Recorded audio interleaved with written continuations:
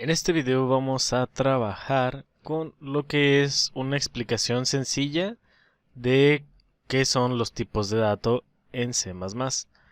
En este caso aquí tenemos una tabla que nos habla de distintos datos. Por ejemplo, aquí podemos ver el tipo de dato en lo que es la primera columna de esta tabla.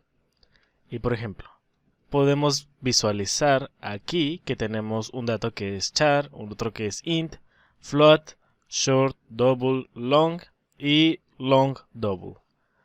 Existen más tipos de datos, más adelante hablaremos de ellos, pero lo que quiero que veas aquí es que, por ejemplo, en este caso, el tipo de dato char sirve para poder almacenar lo que son caracteres. ¿Ok? Entonces aquí podemos ver que, por ejemplo, aquí nos da una explicación de que guarda caracteres del código ASCII. Muy importante tener en cuenta que esto es referencia de ASCII. Más adelante de igual manera lo vamos a ver. Y lo que quiero que veas es que, por ejemplo, cada una de estas variables almacena un tipo de dato, o bueno, un espacio en memoria distinto. Por ejemplo, para los chars, que únicamente almacenan lo que es un carácter, bueno, pues almacenan lo que es un byte.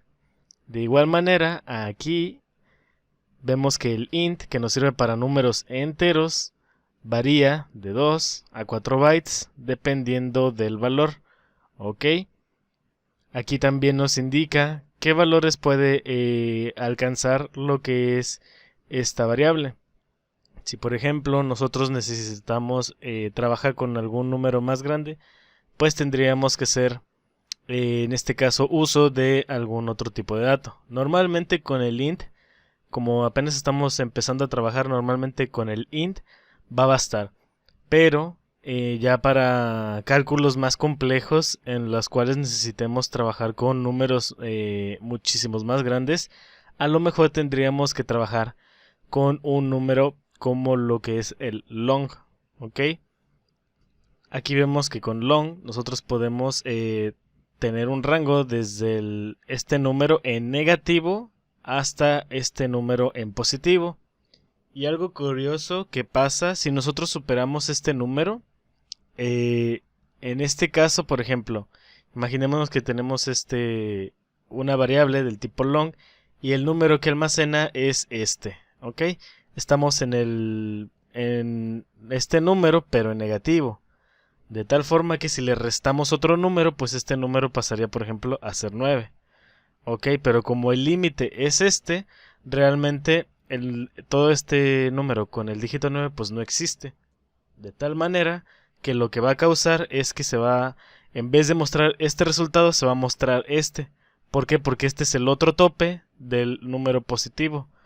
Ok, de igual manera, si a este número le sumamos un número, porque estamos en el positivo, si le sumamos un número, lo que va a pasar es que se va a pasar a este número, ¿ok? Porque estamos jugando con los límites, ¿ok? Entonces podemos entender que estos números son los límites y que al rebasar esos límites nos pasamos al otro límite. Por ejemplo, si, como ya había mencionado antes, si pasamos el límite de los positivos, pasaremos del lado de los negativos. Y si seguimos restando, en este caso el límite, pues vamos a pasar al lado de los números positivos. Y esto obviamente puede generar errores de lógica, por lo que hay que tener mucho cuidado con lo que estamos trabajando. Ahora, normalmente esto no debería de pasar. Para eso obviamente tendrían que ser programas más complejos y ya existen muchas librerías que cuando estás trabajando para hacer cierto programa, en este caso ya las propias librerías te manejan el que eviten este tipo de errores. Ahora, estas son algunas de las variables que podemos encontrar. Normalmente, en las variables más importantes o los tipos de datos que podemos encontrar son los siguientes. Estos son los más comunes y los puse aquí para que podamos visualizarlos. Por ejemplo, aquí tenemos los integers, que ya sabemos que en este caso los integers son aquellos que se definen con la palabra int, tal y como la función int main. Tenemos también los caracteres, que en este caso pues simplemente los ponemos como char, los float, En este caso pues simplemente ponemos la palabra float. Los booleanos, ponemos boolean. Existen otras estructuras que en este caso son las arrays. Por ejemplo, aquí tenemos integers, que por ejemplo son números enteros. Chars, que son simplemente caracteres únicos. Y los números flotantes, que por ejemplo nosotros tendríamos un número con su decimal. ¿Ok? Los booleanos, por otra parte, son aquellos que indican si algo es verdadero o falso. ¿Ok? Esto lo hacemos así. Y los arrays pueden ser una serie de datos. Por ejemplo, nosotros vemos que aquí no tenemos algo que es muy común en otros lenguajes de programación, que es el tipo de dato string, que es cadena de caracteres.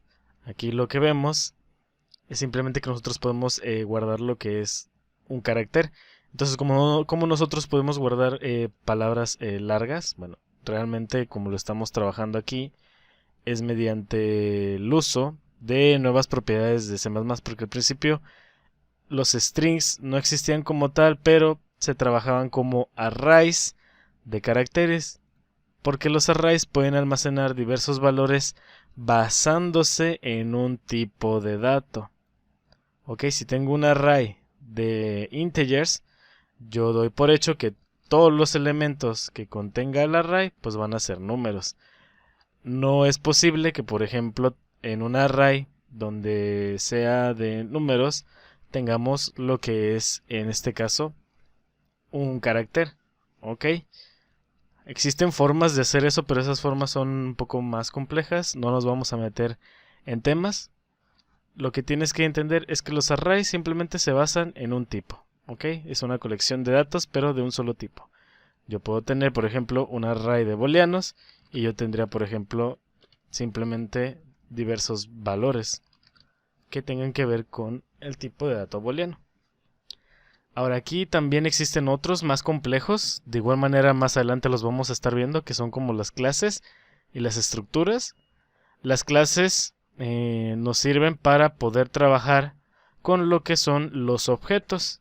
Si les ha sonado por ahí lo que es la programación orientada a objetos, bueno, a partir de las clases nosotros podemos crear objetos. Pero entonces, ¿qué tipo de dato es una clase? Ok, las clases, por ejemplo, pueden ser enfocadas a un tema. Ya les había mencionado anteriormente que, por ejemplo, nosotros podemos tener una clase de carro. Y como nosotros podemos generar varias propiedades de la clase, nosotros, por ejemplo, podríamos poner que un carro contiene ruedas, motor, ventanas, asientos, y así podría yo definir varias características. De tal manera que, por ejemplo, ruedas, yo le puedo poner que es una variable del tipo integer, o sea, numérica. De enteros, un motor, pues también le puedo poner esto. Ventanas, también le podría poner esto. Asientos también. Y por ejemplo, si yo quisiera, en este caso, trabajar con lo que es una marca, por ejemplo, el modelo del carro, puedo poner modelo. Y aquí ya no tendría que trabajar con lo que es el int. A lo mejor podría utilizar lo que es un array de caracteres. Y bueno, ya cada objeto que yo genere del tipo carro va a tener todas estas propiedades, ¿ok? Y esto no es lo mismo que lo que estamos manejando aquí en los arrays. Es similar, pero aquí también estamos manejando otra. Cada propiedad es una distinta de otra, ¿ok? Existen otras variables también como los vectores, los enumerables y los punteros, que son ya tipos de datos más complejos. Esto literal es de programación avanzada, así que no nos vamos a meter mucho en esto, pero que sepas que también son de los principales tipos de datos que se usan aquí en el lenguaje. Ahora, ¿cómo es la declaración de variables en C++? Anteriormente habíamos hablado sobre eso, pero aquí hay una propiedad que debo de mencionar que hace distinta el lenguaje C++ a los demás lenguajes de programación. Por ejemplo, nosotros cuando vamos a definir una variable tenemos que indicarle un tipo, seguido del identificador. Ok, sabemos que el identificador simplemente es un nombre que nosotros le damos. En este momento nosotros podemos declararla y también la podemos inicializar. ¿Ok? Existen otros lenguajes de programación en los cuales no podemos especificar un tipo de dato. ¿Por qué? Porque la asignación del tipo de dato se hace automáticamente. En C++ no pasa así, nosotros tenemos que especificar qué tipo de dato. De tal forma que si nosotros decimos que identificador va a ser un número, esta variable va a ser un número toda su vida. ¿Ok? Y por su vida me refiero el tiempo de ejecución del código. De tal manera que yo no puedo hacer lo siguiente. Por ejemplo, esto marcaría un grave error porque yo lo que estoy intentando asignar es un carácter y esta variable únicamente trabaja con números. Ok, entonces yo no puedo hacer esto. Yo tendría que poner algo como lo que tengo aquí. Habrá otros lenguajes como JavaScript que en este caso su tipado es dinámico, porque por ejemplo simplemente yo puedo poner esto es en JavaScript, ok, no se me vayan a confundir. Esto es en JavaScript. En JavaScript tú por ejemplo generas tu variable con var de variable y pones tu identificador de JavaScript y simplemente le asignas un valor, ok. Aquí ya se da por entendido que es en este caso una variable del tipo numérico. Pero, por ejemplo, como es de tipado dinámico, yo después puedo hacer esto. ¿Ok? Esto que estoy haciendo aquí no se puede hacer en C++, pero en otros lenguajes como JavaScript sí que se puede. ¿Ok? Entonces esta es una de las principales diferencias. Y es por eso que dicen que C++ es un poco más complejo de aprender porque es más estricto. Por ejemplo, así como nosotros asignamos este número aquí, nosotros también podemos asignar en JavaScript, por ejemplo, otra variable y podemos especificar esto mismo. Y si se fijan, no tiene nada de diferente esta declaración de variable numérica con esta declaración de variable del tipo cadena de caracteres. Ahora volvamos un poco a hablar más sobre lo que es C++ y de cómo es estricto. Nosotros podemos, por ejemplo, trabajar con lo que son directamente tipos de datos. O por ejemplo, yo puedo definir un char, puedo poner aquí carácter seguido de un carácter cualquiera y esto no va a marcar error. Ya para finalizar el video vamos a hablar un poquito sobre las clases y profundizar un poco más sobre qué son los objetos y qué se puede hacer con ellos. Aquí cuando hablamos sobre clases podemos verlo como un recetario, por ejemplo, en el cual nosotros ya podemos tener lo que es una estructura ya hecha, por ejemplo, ruedas, motor, ventanas, asientos, bla bla bla, ¿ok?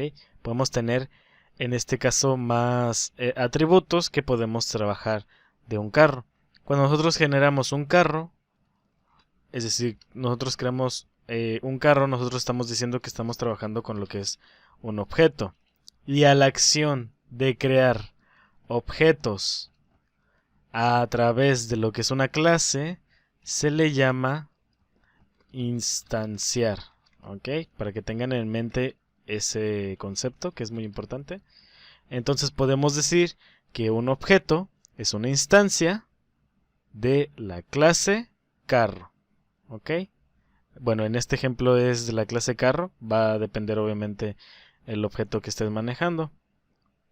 Pero bueno, hay que decir también que dentro de las clases nosotros podemos generar funciones. Por ejemplo, este carro, ¿qué es lo que normalmente se puede hacer en un carro? Pues bueno, se puede manejar, se puede encender un carro, se puede apagar el carro, se puede acelerar, etcétera, etcétera, etcétera. Y esa es una de las principales cualidades de los objetos. La programación orientada a objetos se basa en simplemente trabajar con lo que es una entidad de la vida real. Entendamos entidad como cualquier otra cosa de la que podemos hablar, como la entidad persona, la entidad carro, la entidad perro, etcétera, etcétera, etcétera.